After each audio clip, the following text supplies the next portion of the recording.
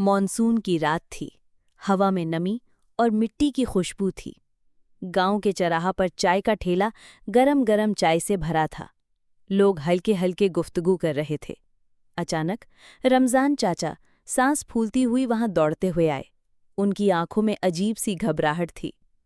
सुनो, कुछ अजीब हुआ है, उन्होंने कहा। आवाज कांप रही थी। सब लोग उनकी तरफ मुड़ गए। नदी के किनारे पुराने गोदाम में कंकूल खजूना दिखाई दिया है। ये नाम सुनते ही खामोशी छा गई। हवा का एक तेजा झोंका आया और सबके चेहरे पे डर का साया उतर आया। रमजान चाचा के बोलते ही गांव के बुजुर्ग चुपचाप एक दूसरे की तरफ देखने लगे। पुरानी यादें ताज़ा हो गईं।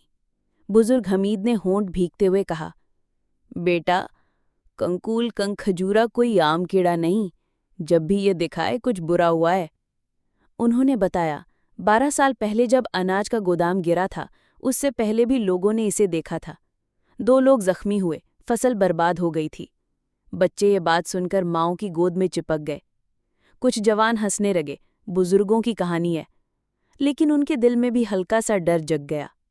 उस रात हवा ज्यादा तेज चल रही थी।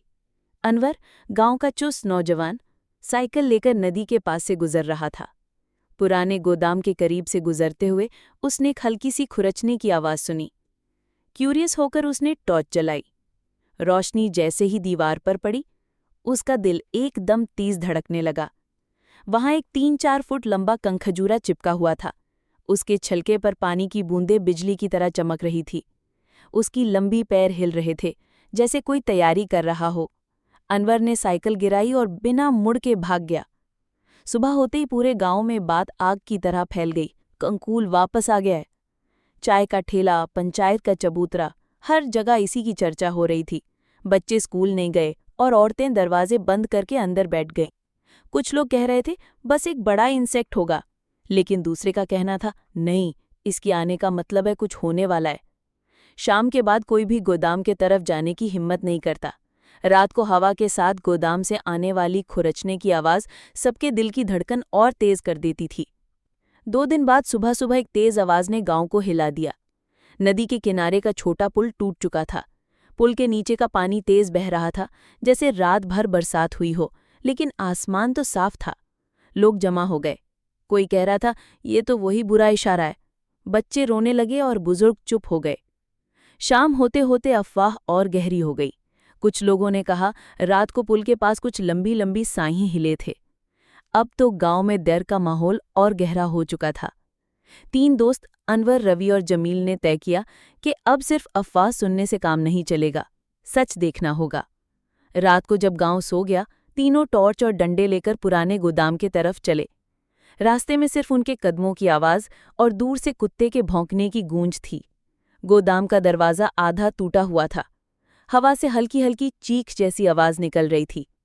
अंदर अंधेरा इतना गहरा था कि टॉर्च का कोन भी कमज़ोर लग रहा था। फिर एक कोने से हल्की सी श की आवाज़ सुनाई दी। टॉर्च की रोशनी जैसे ही कोने पर पड़ी, एक चीज़ हिली। तीनों की सांसें एक पल के लिए रुक गईं। वो था कंकूल खजूरा, लेकिन पहले से ज़्यादा बड़ा। उसके पैर फैले हुए, जैसे पूरा रास्ता घेर लेगा। उसका छिलका चमक रहा था और उसकी आंखें सीधा उन्हें देख रही थी, जैसे समझ रही हो। जमीन पर एक अजीब सा काला चिपचिपा लिक्विड टपक रहा था, जो मिट्टी को जलाता हुआ लग रहा था। रवि का हाथ कांप गया, टॉर्च हिल गई। उस पल कंखजूरा ने अपना सर उठाकर एक तेज सीटी जैसी आवाज़ निकाली। सीटी की आवाज़ के साथ ही कंखजूरा अचानक हिला और तेज रफ्तार से गोदाम के पीछे की तरफ भाग गया।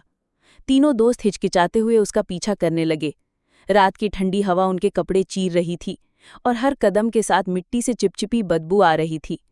गोदाम के पीछे उन्हें एक पुरानी अधी-धसी सुरंग का मुंह मिला, जिसमें अंधेरा इतना गहरा था जैसे पूरा गांव निगल लेगा। अंदर से कुछ और भी चलने की आवाज़ आ रही थी, लेकिन वो पैरों की नहीं, जैसे कुछ घिसटता हुआ उनकी तरफ आने लगा। सुरंग के अंदर कदम रखते ही ठंडी नमी उनके चेहरे से टकराई। टॉर्च की रोशनी आगे बढ़ी तो उन्होंने देखा एक पुराना लोहे का ड्रम गिरा हुआ था, जिस पर सफ़ेद रंग के फीके अक्षर थे। ड्रम से हल्की हल्की धुआं सी निकल रही थी और पास की मिट्टी का रंग पूरा काला पड़ चुका था। रवि ने धीरे से कहा, शायद इसी केमिकल के चलते वो इतना बड़ा हो गया। ड्रम के आसपास मिट्टी में बड़े बड़े सुराख थे, जैसे कंखजूरा ने यहीं अपना घर बना लिया हो। अनवर ने पीछे देखा, कुछ वापस उनकी तरफ हिल रहा था। तीनों ने समझ लिया कि वक्त कम है। जमील ने तुरंत सुरंग का मुंह पत्थरों से बंद करना शुरू कर दिया, जबकि अनवर और रवि ड्रम को बाहर खींचने लगे। दूर से कंखजूरा की तेज सीटी जैसी आवाज गूंज रही थी, जो करीब आती जा रही थी। मुश्किल से ड्रम निकालकर नदी में फेंका गया, जहां पानी का तेज बहाव उसे ले गया। सुरंग बंद होते ही आवाज एकदम चुप हो गई। कुछ पल सबने सांस ली, लेकिन जाने से पहले कंखजूरा ने अंधेरे में से अपनी चमकती आंखों से उन्हें देखा, जैसे कह रहा हो, मैं वापस आऊंगा।